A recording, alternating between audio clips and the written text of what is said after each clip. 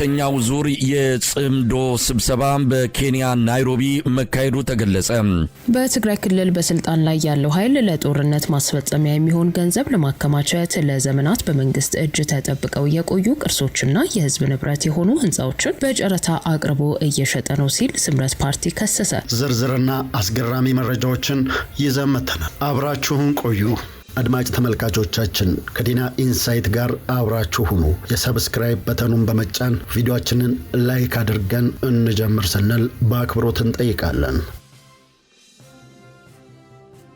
በትግራይ ክልል በስልጣን ላይ ያለው ኃይል ለጦርነት ማስፈጸሚያ የሚሆን ገንዘብ ለማከማቸት ለዘመናት በመንግስት እጅ ተጠብቀው የቆዩ ቅርሶችና የህዝብ ንብረት የሆኑ ህንጻዎችን በጨረታ አቅርቦ እየሸጠ ነው ሲል ስምረት ፓርቲ ከሰሰ። ፓርቲው በዛሬው ዕለት ባወጣው መግለጫ እንዳመለከተው በስልጣን ላይ ያለው የክልል መንግስት ለጦርነት የሚሆን ገንዘብ ለማከማቸት ያለ አግባብ የክልሉን የማዕድን ሀብት ከመመዝበር ባለፈ በህግ የተጠበቁ የመንግስትና የህዝብ ሀብቶች ላይ ያተኮረ ህገወጥ የሽያጭ እንቅስቃሴ ውስጥ ገብቷል። በአዋጅ የተደነገጉትንና በህግ ለማስተዳደር እንጂ ለመሸጥም ሆነ ለሶስተኛ ወገን አሳልፎ ለመስጠት የማይቻሉ ታሪካዊ ቅርሶችና የመንግስት ህንጻዎች ጨረታ ወጥቶላቸዋል ያለው ድርጅቱ ሂደቱ ሙሉ በሙሉ ህገወጥ መሆኑን አረጋግጫለሁ ብሏል። በዚህ ህገወጥ የጨረታና የመሸጥ ሂደት ውስጥ እየተሳተፉ ያሉ ባለሀብቶች ድርጊቱ ህጋዊ መሰረት የሌለው መሆኑን ተገንዝበው ራሳቸውን ከእንደዚህ አይነት የወንጀል ተግባር እንዲያርቁና ከሂደቱ እንዲታቀቡ ሲል ፓርቲው አሳስቧል።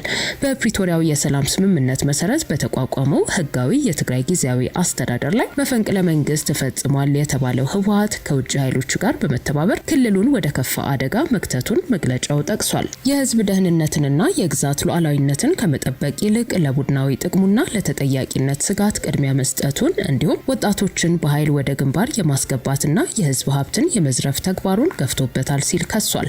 ሰሞኑን ክልሉን ከሱዳን ጋር በሚያዋስነው ሸረሪና አካባቢ እንዲሁም በደቡብ ትግራይ በተካሄዱ ውጊያዎችና የድሮን ድብደባዎች ለደረሰው የህይወት ኪሳራ ተጠያቂው ይህ የጦርነት ቅስቀሳ ሲያደርግ የቆየው ቡድን መሆኑ ሊታወቅ ይገባል ያለው ስምረት ፓርቲ የታጠቀው የትግራይ ወጣት ህይወቱን የሚሰዋበት ምንም አይነት ብሔራዊ ጥቅም ስለሌለ በምንም መንገድ ህይወቱን እንዳይገብር ሲል ጥሪ አቅርቧል።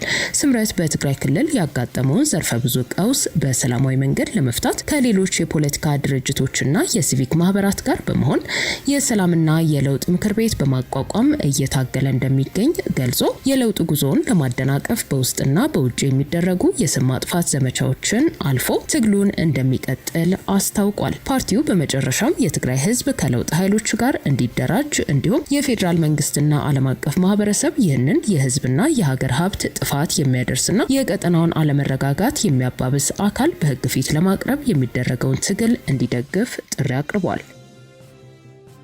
ሁለተኛው ዙር የጽምዶ ስብሰባ በኬንያ ናይሮቢ መካሄዱ ተገለጸ።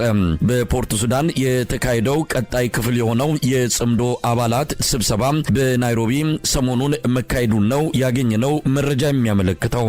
ከፖርት ሱዳኑ ቀጥሎ በተካሄደው በዚሁ የናይሮቢው የጽምዶ ስብሰባ አዳዲስ አባላትና ተሳታፊዎች መገኘታቸውን ነው ስብሰባውን የተካፈሉት ፖለቲከኛና ዲፕሎማት ፕሮፌሰር መሐመድ ሐሰን ለአንከር ሚዲያ ይገለጹት። በቀጣይ በምስራቅ አፍሪካ ባሉ ህዝቦች ዘንድ የጋራ ተጠቃሚነት በጋራ የመጡ አደጋዎችን በጋራ ለመመከት የሚያስችሉ ስትራቴጂዎችን ለመቀየስ ስምምነት በማድረግ ነው የተጠናቀቀው። በጉዳዩ ዙሪያ የዘውትር ተሳታፊያችን አጭር መረጃ አለው። ጽምዶ የተሰኘው በህዝቦች መካከል ማህበራዊ ግንኙነት እንዲጠናከር የተመሰረተው ስብስብ ከሰሞኑ በናይሮቢ ሁለተኛ ጉባኤውን በማካሄድ ወደ ላቀ ምዕራፍ ማደጉን አስታወቀ። በህዝቦች መካከል መልካም ግንኙነት እንዲፈጠር ዋነኛ ዓላማ ያደረገው ጽምዶ በናይሮቢ ሁለተኛ ስብሰባውን ሲያካሂድ ከዚህ በፊት ከኤርትራ እና ከትግራይ ኃይሎች ከተገኙት በአንደኛው ዙር ማለት ነው ከተገኙት ግለሰቦች በተጨማሪ በተጽዕኖ ፈጣሪ ኢትዮጵያውያን ፕሮፌሰር መሐመድ ሐሰን ጨምሮ አቶ አንዳርጋቸው ጽጌ መገኘታቸውን ለማወቅ ተችሏል። ከዚህ በተጨማሪ የኡጋዴን ነፃ አውጪ ግንባር ተወካዮች እንዲሁም የሲዳማ ህዝብ አርነት ንቅናቄ ተወካዮች በሁለተኛው ዙር ናይሮቢ በተደረገው በሁለተኛው ዙር ጉባኤ የተገኙ ሲሆን በተለይ አማራን ወክሎ የተገኘ ባይኖርም አቶ አንዳርጋቸው ጽጌ በግል ተገኝተው የአማራ ህዝብ ጥያቄ እንዳቀረበ ለማወቅ ተችሏል። ጽምዶ በምስራቅ አፍሪካ ዜጎቻቸው በመልካም ግንኙነት እንዲጠናከር የተፈጠረ ስብስብ ሲሆን ይህ ስብስብ የፖርት ሱዳን ላይ የመጀመሪያ ስብሰባውን ካደረገ በኋላ ናይሮቢ ከሰሞኑ ያደረገው ስብሰባ ብዙ አካላትን ያካተተና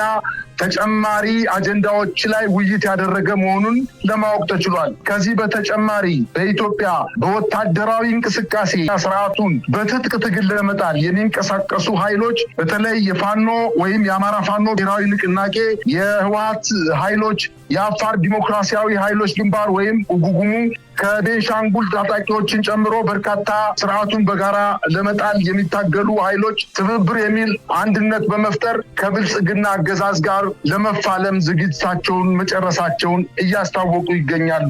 የፋኖ ህዝብ ግንኙነት መምሪያ ኃላፊ አርበኛ አስረስ ማረ ከአንከር ሚዲያ ጋር ባደረገው ቃለ መጠይቅ ከነዚህ ኃይሎችና ከሌሎችም በኢትዮጵያ አንድነት ከሚያምኑ ድርጅቶች ጋር በጋራ ስርዓቱን ለመጣል የሚደረገው ስምምነት ወደ መጨረሻ መድረሱን በማስታወቅ በቅርብ ቀናት የተደረሰበትን ስምምነት ለኢትዮጵያ ህዝብ ይፋ እንደሚያደርጉ አያይዘው ጠቅሰዋል።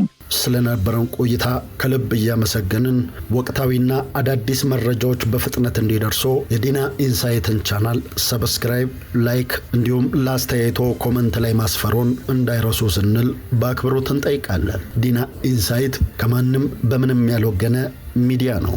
በዚህ ቻናል የሚቀርቡ ማንኛውም የሙግት ሐሳብ፣ ዜናዎች እንዲሁም ትንተናዎች የሚዲያው አቋም አለመሆናቸውን እናሳስባለን።